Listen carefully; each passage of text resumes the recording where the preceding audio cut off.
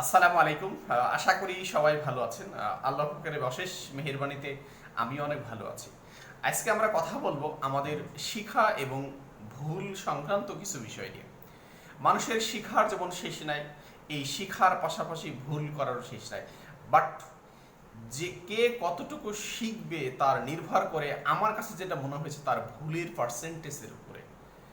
আপনি আপনার শেখার ক্ষেত্রে আপনার ভুলকে যতটা সাধুবাদ জানাইতে পারেন, আপনি আপনার ভুলগুলোকে যত সংশোধন করে নিতে পারেন, আপনি তত বেশি শিখতে পারবেন। আমি আপনাকে বলবো, আপনি আপনার ব্রেনকে যদি এই সিগন্যাল দেন, ইয়েস আমি এটা পারি, আমি এটা পারবো, আপনার ব্রেন আপনাকে এটা শেখার জন্য, এটা বোঝার জন্য ওই এনভায়রনমেন্ট তৈরি করে দিবে। আপনাকে ব্রেন ওইভাবেই প্রস্তুত করবে।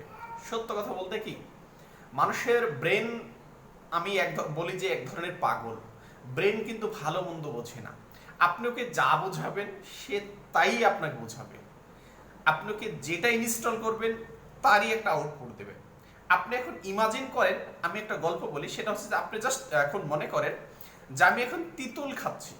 তেঁতুল কোথায় আছে আপনি জানেন না। আপনি যদি একবার ইমাজিন করেন যে আমি তেঁতুল খাচ্ছি, আপনার জিভায় কিন্তু পানি চলে আসবে। বাট ব্রেন সিগন্যাল দিবে এবং জিভায় সে পানি পাঠিয়ে দেবে এবং জিভা আপনাকে বলবে যে ইয়েস আমি এখন তেঁতুল খাচ্ছি এবং তার একটা স্বাদ অনুভব করছি। আমি আপনাকে যেটা বলবো যে ব্রেনকে আপনি যে যা বুঝাবেন সে তারই একটা রেজাল্ট দিয়ে দেবে। তো মানুষ যখন কোনো কিছু নতুন কিছু শিখতে চায় সে ভুল করে, ভুল করবে, এটাই স্বাভাবিক। বাট একজন ব্যক্তি কতটা শিখবে, কতটা জানবে, এটা নির্ভর করে সে তার ভুলগুলোকে কতটা সাধুবাদ জানিয়েছে, সে তার ভুলগুলোকে কতটা সংশোধন করে নিয়েছে, সে তার ভুল থেকে কতটা শিক্ষা গ্রহণ করেছে।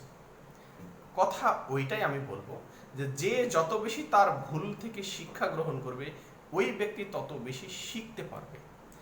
আপনি শেখার ক্ষেত্রে কখনো পিছু পা হবে না।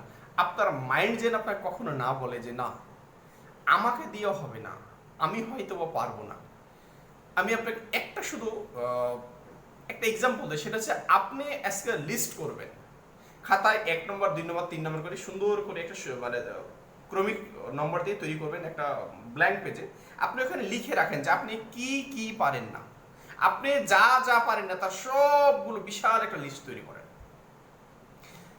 লিস্টের ডান পাশে আপনি লিখে দেন না, যে আমি এগুলো পারি না, আমি এগুলো পারি না, এগুলো পারি না। যতগুলো পারি না আপনি লিখছেন, সবগুলো না এর শেষে সবগুলো লিখা শেষ, ওই নাটা আপনি একটা লিখে দেন।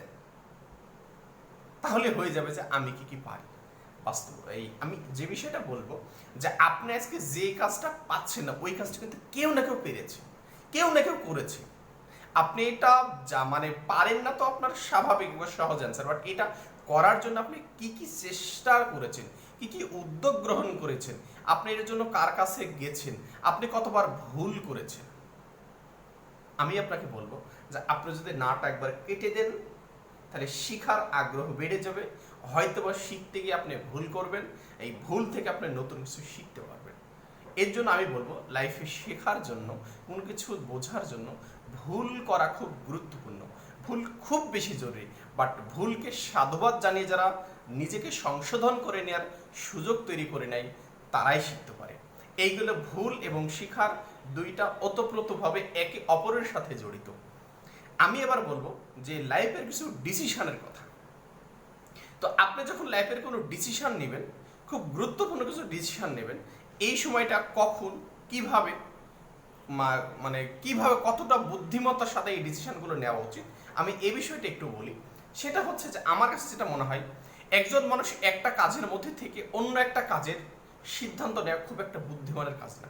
বাট আমার কাছে নতুন কোনো সিদ্ধান্ত নেওয়ার ক্ষেত্রে উপযুক্ত সময় হিসেবে যেটা মনে হয় সেটা হচ্ছে যে সকালবেলায় ফজর সালাত শেষে ঘুম থেকে উঠে ফজরের সালাত পড়ার পরে যে সময়টা, ব্রেন ওই সময় সবচেয়ে বেশি শান্ত থাকে।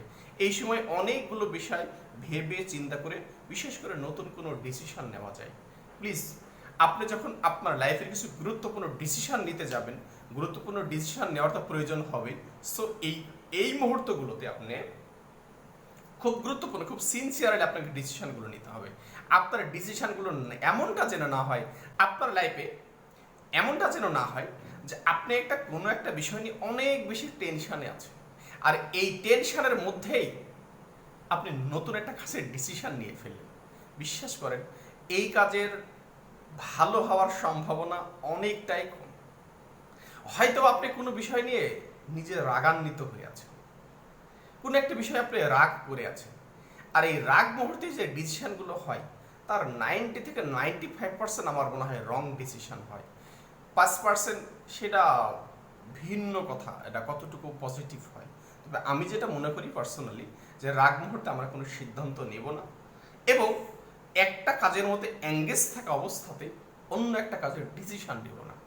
আশা করি আমি ভুল এবং শেখা, এই দুইটা বিষয়, এবং ডিসিশন নেওয়ার ক্ষেত্রে যে বাধ্যবাধকতা, যে আমরা কখন ডিসিশন নিব আর কখন নিব না, আশা করি এই বিষয়টা আপনি বুঝতে পেরেছেন। তো আমার কথাগুলো যদি আপনার কাছে ভালো লেগে থাকে, আমার চ্যানেলটিকে সাবস্ক্রাইব করে আমার পাশে থাকবেন, এবং আপনাকে এটা কতটুকু উপকৃত হয়েছেন সেটা আমাকে কমেন্টস করে জানাবেন। আসসালামু আলাইকুম রহমতুল্লাহি ওয়া বারাকাতুহু।